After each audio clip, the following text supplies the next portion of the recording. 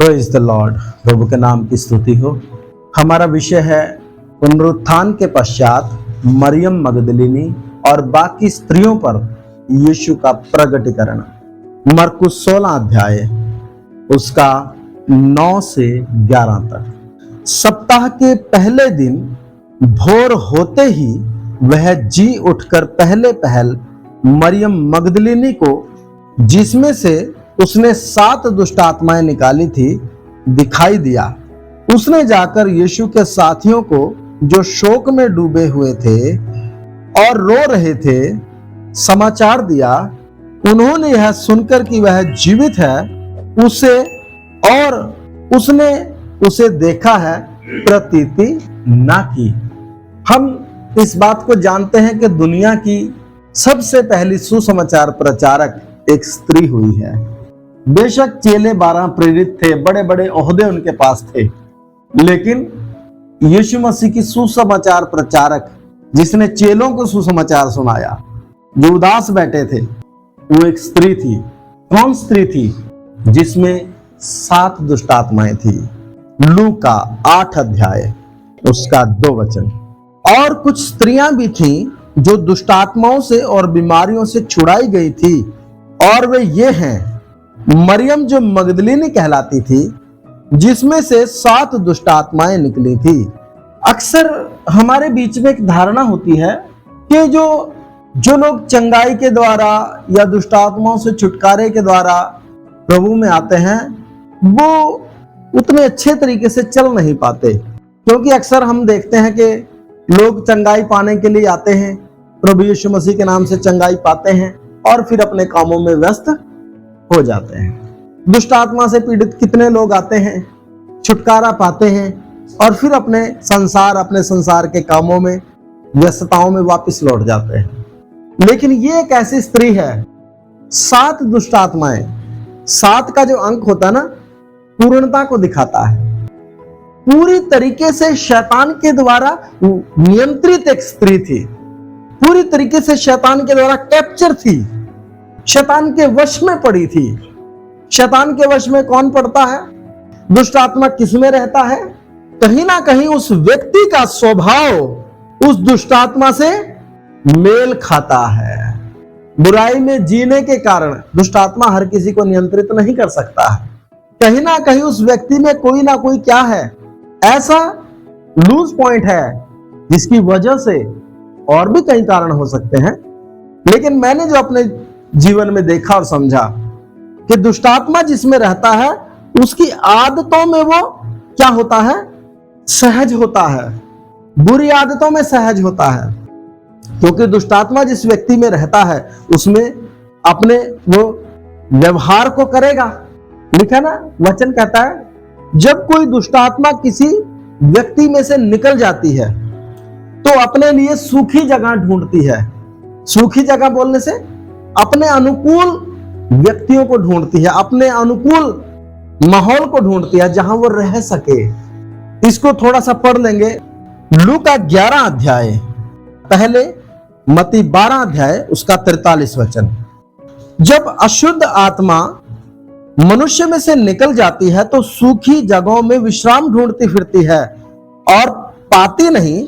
तब वह कहती है, मैं अपने उसी घर में जहां से निकली थी लौट जाऊंगी, और लौटकर उसे सूना, झाड़ा बुहारा और सजा सजाया पाती है। यहां क्या लिखा है? दुष्ट आत्मा अपने अनुकूल, सूखी जगह बोलने से अपने अनुकूल, जहां वो रह सके। जब कोई जगह उसको नहीं मिलती, तब वो वापस लौट कर भी देखती है। प्रभु यीशु ने बहुतों को क्षमा किया, चंगा किया, छुटकारा दिया, दुष्ट आत्माएं निकाली, और क्या बोलते थे? जा और फिर कभी पाप न करना। यहां क्या लिखा है? और लौटकर उसे सूना। सूना बोलने से जब एक व्यक्ति के अंदर से दुष्ट आत्मा निकल जाती है तो वो जगह क्या हो जाती है? खाली हो जाती है। उस जगह अगर परमेश्वर का आत्मा, परमेश्वर का भय निवास न करे, वो व्यक्ति उस पाप से, जिस पाप में वो जीता था, कई लोग क्या होते हैं ना, बुराई उनके अंदर होती है लेकिन बहाना बनाते हैं। शराब पीकर गली में हल्ला मचाएंगे, गाली गलौज करेंगे, दूसरों को बुरा भला कहेंगे, वैसे नहीं करते, बहाना भरते हैं। असलियत में शराब का काम नहीं है वो व्यक्ति बहाना बनाता है। जिस आदमी के अंदर झगड़ा करने की आदत है, ईर्ष्या है, जलन है, लोभ है या दुनिया भर की बातें हैं, वो बहाना बनाता है। इसने मुझे तंग कर दिया, उसने मुझे ऐसा बोल दिया। वो सिर्फ क्या करता है, बहाने बनाता है। क्या करने के लिए? अपने अंदर के उस जलन को क्या करने के लिए? प्रकट करने के लिए। आप याद कर लीजिए, आप इस चीज को ध्यान से समझ लीजिए। जो यीशु मसीह पर आरोप लगाते थे, यीशु मसीह पर पत्थर उठाते थे, यीशु मसीह उनको क्या बोलता था? तुम अब्राहम की नहीं परंतु अपने पिता शैतान की संतान हो। नाम बेशक तुम किसका लेते हो? यहोवा परमेश्वर का लेते हो, अब्राहम की संतान कहलाते हो, लेकिन तुम्हारी जो हरकतें हैं, इन हरकतों से तुम किसकी संतान ठहरते हो? शैतान की, क्रोध की संतान ठहरते हो। क्योंकि जिसके अंदर क्रोध है वही दूसरे पर क्या उठाता है? उंगली उठाता है, आरोप लगाता है। कमियां हम सब में होती हैं, लेकिन अगर मुझसे किसी को प्रॉब्लम है तो आकर मुझसे क्या करे? बात करे। उंगली उठाकर चला जाना बहुत आसान है। भाई मरियम का जब यूसुफ को पता चला कि प्रेग्नेंट है, उसके पास बहुत कारण था, पंचायत लेकर जा सकता था, लेकिन वहां लिखा कि उसने चुपके से उसे त्याग देना उचित समझा। वो उसको भी बदनाम नहीं करना चाहता। जिस मानवीय दृष्टिकोण से देखें, जिसने इतना बड़ा गलत काम कर दिया, फिर भी ये धर्मी व्यक्ति के मन में क्या चिंता है कि उससे क्या नहीं करना चाहता? बदनाम करना नहीं चाहता। वो तो काम परमेश्वर की ओर से था, इसको तो पता नहीं था, लेकिन फिर भी इसके मन में क्या विचार है? लेकिन हमारे सामने अगर किसी ने जरा सी गलती कर दी तो ऐसे हम क्या करके दिखाएंगे? पूरा उसको बड़ा बना के दिखाएंगे, देखो जी हम कितना सहते हैं। और लौटकर उसे सूना, झाड़ा बुहारा और सजा सजाया पाती है। और तब वह जाकर अपने से और 7 आत्माओं को अपने साथ ले आती है और वे उसमें बैठकर वहां वास करती हैं। और उस मनुष्य की पिछली दशा पहले से भी बुरी हो जाती है। इस युग के बुरे लोगों की दशा भी ऐसी ही होगी। ध्यान दीजिए, जरूरी क्या है जब हम प्रभु में आते हैं? हम अपने वचन क्यों कहता है, मैंने तेरा वचन अपने हृदय में रख छोड़ा है कि तेरे विरुद्ध पाप ना करो। दूसरे ने गलती की, मैंने भी गलती की, फर्क क्या रहा? हम कई बार तर्क देते हैं, ये इसने ऐसा किया इसलिए मैंने ऐसा किया, उसने वैसा किया तूने ऐसा क्यों किया? क्योंकि तेरे हृदय में भी वचन नहीं है, तेरे मन में भी वचन बसता नहीं है, तुझे भी परमेश्वर का भय नहीं, तुम तो सब ऐसे ही हो। यूसुफ को देखो, धर्मी है, उसके साथ विश्वासघात हुआ है, उसका अपमान हुआ है, पंचायत लेकर जाता लेकिन चुपके से त्याग देना चाहा। दूसरे की गलती को वही उघाड़ता है जिसका खुद के जीवन में दोष होता है, नहीं तो घुटनों पर क्या करेगा? प्रार्थना करेगा। तो सूना और झाड़ा बुहारा पाती है। और मरियम मगदलीनी में भी कितनी दुष्ट आत्माएं थी? संभव है कि एक बार निकली होगी, फिर इसके हृदय, इसके जीवन में वापस उसको अपने अनुकूल ही वातावरण मिला है, फिर आकर 7 गुना 7 आत्माएं फिर बैठ गई। अब उसकी हालत बहुत बुरी है। अब इसको यीशु ने छुड़ाया, लेकिन अब इसको होश आया। कई बार इंसान की आदत होती है, जब तक ठोकर ना खा ले तब तक उसको अकल आती नहीं। लेकिन अकलमंद वो थोड़ी होता है जो ठोकर खाकर अकलमंद होता है, जो ये देख ले कि यहाँ ठोकर है और कितने लोग गिरे हैं, तो मैं क्या करूं, यहां से बच जाऊं। प्रभु ने हमें वचन दिया है, लिखा है, जबकि गवाहों का ऐसा बड़ा बादल हमको घेरे हुए है, तो आओ हर एक रोकने वाली वस्तु और उलझाने वाले पाप को दूर करके जिस दौड़ में हमें दौड़ना है उसमें धीरज के साथ क्या करें? दौड़ें। अब हम हर बार गलती करते रहेंगे? भाई अब्राहम ने गलती करी, परमेश्वर ने बोला था मैं तुझे संतान दूंगा, लेकिन 75 साल की उम्र में बोला, 86 साल की उम्र में, लगभग 11 साल की उम्र में, 11 साल बाद अब्राहम घबराने लगा, मुझे तो कोई संतान नहीं दी। पति पत्नी ने सलाह बनाई, एक संतान पैदा कर ली, हाजिरा को ले आए बीच में। उसके कारण जो क्लेश हुआ, जो असली वारिस था इसहाक, उसने सहा, क्योंकि वह किसको चिढ़ाता था? इसहाक को चिढ़ाता था। वही घटना इसहाक के साथ घटी। उसकी पत्नी को संतान नहीं है, लेकिन इसहाक जानता था कि मेरे बाप ने गलती करी। इसहाक परमेश्वर से प्रार्थना करता रहा, दूसरी शादी का कोई विचार नहीं किया। और परमेश्वर ने जब बोला है कि मैं तुझसे क्या करूंगा, एक बड़ी जाति उत्पन्न करूंगा, मैं तुझे आशीष दूंगा, तेरा वंश आकाश के तारों और समुद्र की बालू के समान हो जाएगा, तो इसहाक को डरने की कोई जरूरत, समय पर अपना काम करेगा। हम खास लोग हैं, प्रभु के चुने हुए लोग हैं, हमारे लिए गवाहों का बादल रखा है, इसलिए कि हम उससे सीख ले, समझ ले और अपना समय बर्बाद ना करें, क्योंकि समय नहीं है, जा थोड़ा ही समय है। तो मरियम मगदलिनी 7 दुष्ट आत्माओं से छुड़ाई गई, लेकिन अब उसका जीवन, उसका हृदय उद्धारकर्ता के लिए पूरी तरह समर्पित है। पतरस वगैरह, यूहन्ना, ये सब दुष्ट आत्माओं से जकड़े हुए नहीं थे, लेकिन इन सब से बढ़कर यीशु से प्यार कौन करती थी? प्रभु ने कहा ना, जिसका ज्यादा माफ हुआ वो ज्यादा प्यार करता है, जिसका थोड़ा माफ हुआ वो थोड़ा प्यार करता। पूरी तरह शैतान के नियंत्रण में थी, दुष्ट आत्माओं से भरी हुई थी, बुराई में पड़ी हुई थी। सामान्यतः शमौन फरीसी के घर में जिस स्त्री ने जटा मासी का बहुमूल्य इत्र यीशु के सिर पर उंडेला, वो यही मरियम थी। 300 दिनार का इत्र यही मरियम थी, जो यीशु के अपने हृदय से इतना ज्यादा क्या करती थी, प्यार करती थी। क्यों? ज्यादा क्षमा हुआ है, इसने प्रभु के लिए अर्पण कर दिया। बाकी चेले ऋषियाए, बहुत महंगा है, क्यों बर्बाद किया? दोनों का हृदय है, आप देख लीजिए, साफ दिखता है। चेलों को यीशु के सम्मान से बढ़कर धन की क्या है, चिंता है। चेले उदास क्यों हुए? चेलों को यीशु इजराइल को राज्य फेरेगा, जब राज्य फेरेगा अपने पदों की चिंता है। किसकी चिंता है? इसलिए हमेशा लड़ते रहते थे, तू बड़ा, कौन बड़ा, मैं बड़ा, इसलिए उदास हो गए। लेकिन मरियम को कुछ नहीं चाहिए था, मरियम उदास नहीं हुई। सच्चे दिल से, बिना कुछ पाने की इच्छा रखते हुए मरियम यीशु से प्यार करती थी। चेले डर कर बैठे हैं सब, लेकिन ये कब्र पर खड़ी है। क्यों? इसको कुछ नहीं चाहिए, इसको जो मिला बहुत है, क्योंकि इसका बहुत माफ हुआ है, बहुत बड़ा छुटकारा इसके जीवन में आया है। इसलिए सबसे पहले यीशु किसको भेंट किया? इस मरियम मगदलिनी को। सबसे पहली सुसमाचार प्रचार कौन? ये मरियम मगदलिनी, जिसने चेलों को सुनाया। ये मरियम नहीं थी जब 70 को 2-2 करके भेजा, जब 12 को 2-2 करके, ये मरियम नहीं थी वहां, उनमें, उस भीड़ में नहीं थी। इसको कोई अधिकार भी नहीं मिला वैसा, ये प्रेरित के तौर पर चुनी नहीं गई, इसको सेवा की बुलाहट है करके हमें नहीं पता, लेकिन फिर भी इसने सेवा की। कौन सी सेवा? जो नियुक्त किए थे उनको जगाया जाके। अगर हृदय से परमेश्वर से सच्चा प्रेम रखते हैं तो काम लेगा वो हमसे। एक विश्वासी से सेवक से बढ़कर काम ले सकता है, एक विश्वासी के द्वारा। पद की आवश्यकता नहीं है सेवा करने के लिए, मन की आवश्यकता है।